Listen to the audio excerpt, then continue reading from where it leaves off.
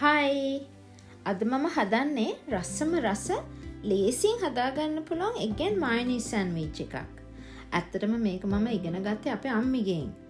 මගේ යාළුවොත් මේ sandwich එකේ රෙසිපි එක ඉල්ලලා තිබ්බා. මුලින්ම බිත්තර 3ක් විතර හොඳට තඹ ගන්න.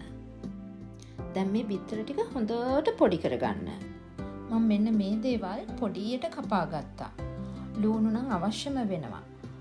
අනිත් දේවල් තිබ්බොත් හොඳයි. දැන් මම මේ පොඩි කරගත්ත බිත්තර වලට බටර් මේස හැඳි 3ක් හෝ 4ක් එකතු කරගන්නවා. දැන් මම මේක තප්පර 25ක් 30ක් වගේ මයික්‍රෝවේව් එකේ රත් කරගන්නවා.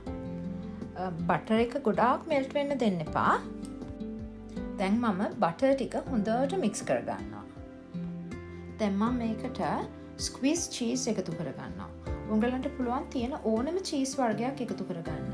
දැන් මම මේකට මයොනයිස් මේස හැඳි 4ක් 5ක් විතර එකතු කරගන්නවා. ඊට වැඩි වුණත් කමක් නැහැ.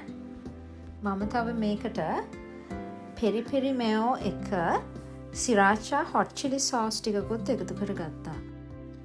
දැන් පොඩියට කපාගත්ත ඉන්ග්‍රීඩියන්ට්ස් ටික ඔක්කොම එකතු කරලා හොඳට කලවම් කරගත්තා. දැන් අපි මේකට අවශ්‍ය ප්‍රමාණයට ලුණු සහ ගම්මිරිස් එකතු කරගමු.